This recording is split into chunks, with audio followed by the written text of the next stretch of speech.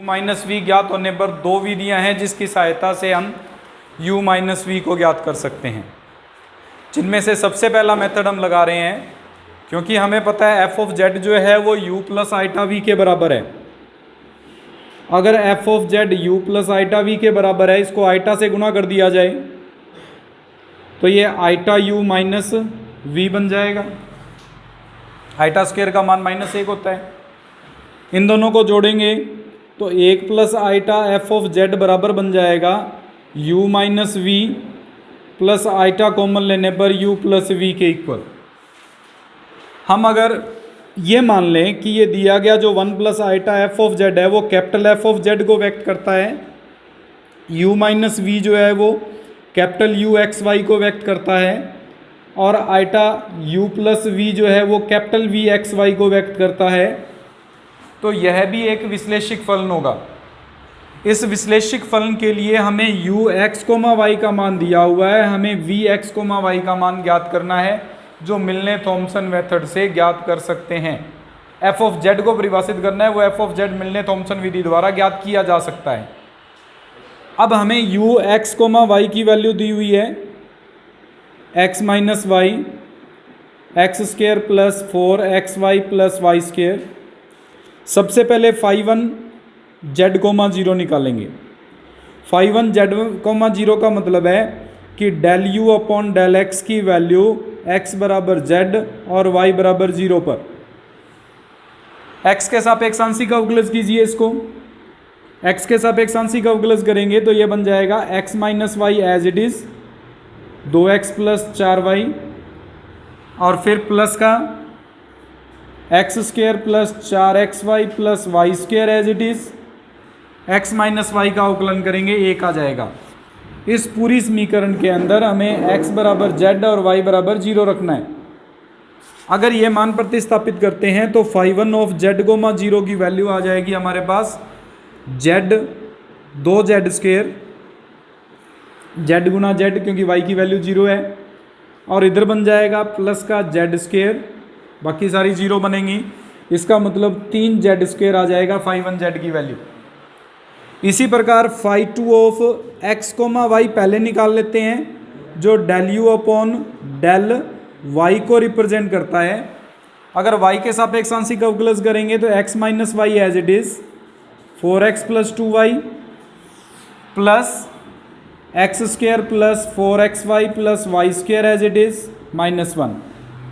इसमें x की जगह z और y की जगह 0 पुट करेंगे तो ये वैल्यू बन जाएगी हमारे पास z इंटू 4z स्क्वायर।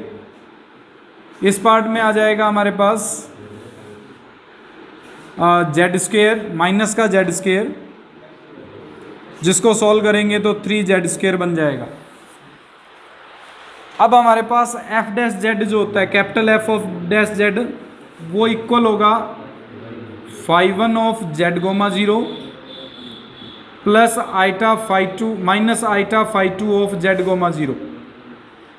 हमें f ऑफ z निकालना है, कैपिटल F ऑफ z की वैल्यू। ये समाकलन से प्राप्त होगी हमारे पास φ1 का समाकलन माइनस आइटा φ2 का समाकलन, दोनों का समाकलन करेंगे। दोनों ही मान 3z स्क्वायर है, इनका समाकलन करेंगे तो ये बन जाएगा z cube minus iota z cube, जो z क्यूब कॉमन लेने पर 1 माइनस आइटा के इक्वल बनेगा। लेकिन f ऑफ z हमने सपोज किया था 1 plus iota into f of z के इक्वल, तो इसका मतलब 1 plus iota f of z जो है वो इक्वल होगा z cube into 1 minus iota के। इससे अगर स्मॉल f ऑफ z निकालेंगे तो z क्यूब 1 माइनस आइटा में डिवाइड हो जाएगा 1 प्लस आइटा का। रेशनलाइजेशन कर दीजिए, ये टर्म बन जाएगी z क्यूब अपॉन 2, और ऊपर हमारे पास जब सॉल्यूशन करेंगे तो माइनस का 2 आइटा आ जाएगा। 2 से 2 कैंसिल, f ऑफ z की वैल्यू बन जाएगी माइनस आइटा z क्यूब, जो कि हमारे पास विश्लेषिक फलन को परिभाषित करता है। प्लस एक इंटीग्रल कांस्टेंट यूज़ करना है, वो इंटीग्रल कांस्टेंट लास्ट में हम c1 की फॉर्म में शो कर सकते हैं क्योंकि c1 एक कांस्टेंट है। तो यहाँ पे जैसे इसका समाकलन किया था प्लस c1, इसमें प्लस c1, ये हमारे पास प्लस C1 हो जाएगा, क्योंकि कांस्टेंट के साथ कोई भी कांस्टेंट इंक्लूड हो जाए कोई इफेक्ट नहीं पड़ता, जो एक विश्लेषिक फलन को व्यक्त करता है। एक मेथड तो ये है, एक और मेथड है वो अगले एग्जाम्पल में मैं समझा देता हूँ कि इसी पार्ट को दूसरे मेथड से कैसे सॉल्व कर सकते हैं। अब इसमें एक और है, अगर आपको u प्लस वी दे दिया जाए तो u प्लस वी का मतलब v दे दिया गया है, आपको v दे दिया गया है, तो अंतर इतना ही आता है साई1 जेड गोमा 0 जब निकालोगे वो del v upon del y को व्यक्त करता है, और साई2 जो होता है वो del v upon del x को व्यक्त करता है, और यहाँ पे प्लस साइन आता है, बाकी सारा सेम ही रहेगा।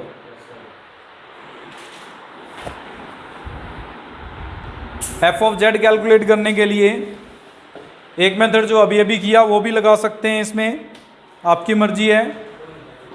अगर उसी मेथड का उपयोग करते हैं इसमें तो f of z equals to था u plus iota v, iota से गुणा किया था तो एफ ऑफ जेड बराबर आइटा u माइनस वी बना था, दोनों को जोड़ते हैं तो 1 plus iota f of z बराबर u minus v plus iota common लेने पर u प्लस वी बना था। इसको कैपिटल एफ ऑफ जेड, इसको capital u x comma y plus iota capital v x comma Y suppose किया था। u x comma Y का मान था e की power x cos y minus sine y। अगर φ1 x कोमा वाई निकालेंगे तो इसका x के सापेक्ष आंशिक अवकलज होगा, e की पावर x बनेगा। इसमें अगर φ1 ऑफ जेड कोमा 0 निकालेंगे तो e की पावर z आ जाएगा, cos 0 1 होता है, sin 0 0 होता है। φ2 जेड कोमा 0 निकालेंगे तो y के सापेक्ष आंशिक अवकलज है minus sine y minus cos y, x की जगह z और y की जगह 0 इसमें भी पुट करेंगे तो ये पार्ट बन जाएगा आपके पास e की power z minus 1 minus e की power z। Capital F dash Z बनेगा e की power z minus minus plus iota e की power z। Capital F of Z निकालेंगे तो इन दोनों का समाकलन होगा e की power z plus iota e की पावर z हो जाएगा।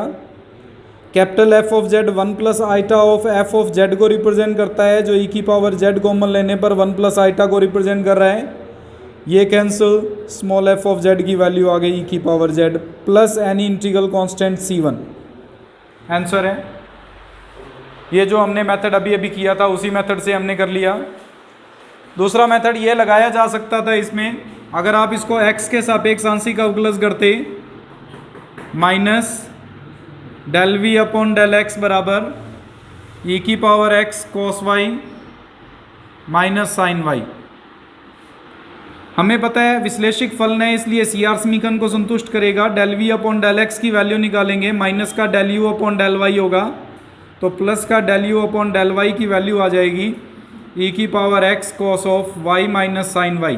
सी आर समीकरण को संतुष्ट करता है इसलिए इन सी आर समीकरण की सहायता से del you upon del Y का मान minus del V upon del X वापस प्रतिस्थापन कर दिया हमने। y के सापेक्ष आंशिक अवकलज करो इसका, del you upon del Y minus del V upon del Y equals to e की power x minus sine y minus cos y। हमें पता है del V upon del Y del you upon del X के equal होता है, इसलिए del you upon del Y minus del you upon del X is equal to हो जाएगा e की power x minus sine Y minus cos Y. इसमें भी हमने सी आर समीकरण का उपयोग कर लिया इन दोनों कंडीशंस में। ये हमारे पास फर्स्ट इक्वेशन है, ये हमारे पास सेकंड इक्वेशन है। इन दोनों को अगर हम जोड़ देते हैं तो ये del you upon del x से del you upon del x cancel हो जाएगा। ये दोनों ऐड करेंगे तो ये बन जाएगा 2 times of del you upon del Y equals to e की पावर x कॉमन जोड़ रहे हैं तो ये cos y से cos y कट जाएगा, माइनस का 2 साइन y e की पावर x बन जाएगा भी। 2 से ये 2 कैंसिल हो जाएगा। अब इसमें अगर φ2 ज्ञात करें z कोमा 0 तो e की पावर z साइन 0 यानी 0 बन जाएगा, यानी इसकी वैल्यू 0 आ जाएगी। दूसरा पार्ट हम निकालते हैं, इसमें दोनों को घटा देते हैं। अगर समीकरण 1 और 2 को घटाएंगे तो ये दोनों अब की बार जुड़ जाएंगे, ये दोनों कट जाएंगे, इसका मतलब 2 del u upon del x बन जाएगा। इसमें अगर घटाएंगे तो e की पावर x कॉमन आ जाएगा, साइन y से साइन y ये कट जाएगा, cos y वाला टर्म जो है वो जुड़ जाएगा, तो 2 cos y e की पावर x बनेगा। 2 से ये 2 कैंसिल। इसमें भी अगर फाई 1 ऑफ z कोमा 0 निकालेंगे तो ये बन जाएगा e की पावर z के इक्वल। हमने x की जगह z और y की जगह 0 पुट करना है। Phi 2 del u upon del y होता है और phi 1 del u upon del x होता है। डायरेक्ट वैल्यू आ गई हमारे पास। एफ डैश जेड जो था सिंपल, वो phi 1 plus minus eta phi 2 समाकलन करेंगे तो एफ ऑफ जेड बराबर ई की पावर जेड प्लस सी 1। ये हमारे पास दूसरा मेथड है इसको सॉल्व करने का। यहाँ पे हमने कैपिटल एफ ऑफ जेड के रूप में परिवर्तित करके हल किया और वहाँ पे डायरेक्ट हमने del u upon del x और del u upon del y निकाल के और फिर उसको सॉल्व किया। जो आपको इजी लगे उसके अकॉर्डिंग कर लेना। पहले इसका x के सापेक्ष आंशिक अवकलज करते हैं।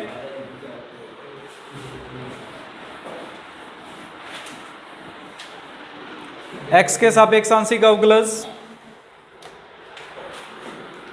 del u upon del x minus del v upon del x equals to cos hyperbolic y minus cos x का whole square, cos hyperbolic y minus cos x as it is, sin x plus cos x minus e की power y minus cos x plus sin x as it is, sin x आ जाएगा। del u by del x minus इसको हम लिख सकते हैं plus del u upon del y। C R समीकरण को संतुष्ट करता है। सी आर समीकरण से इसको लिखेंगे, एक बार एज इट इज छोड़ लेते हैं, cos hyperbolic y minus cos x sin x plus cos x minus e की power y minus cos x plus sin x into sine x upon में cos hyperbolic y minus cos x का whole square. दोबारा अगर इसको y के सापेक्ष अवकलित करते हैं तो ये del u upon del y minus del v upon del x बनेगा, जिसको del u upon del x लिख सकते हैं। ये del v upon del y बनेगा और del v upon del y को हम del u upon del x के इक्वल लिख सकते हैं सी आर समीकरण से।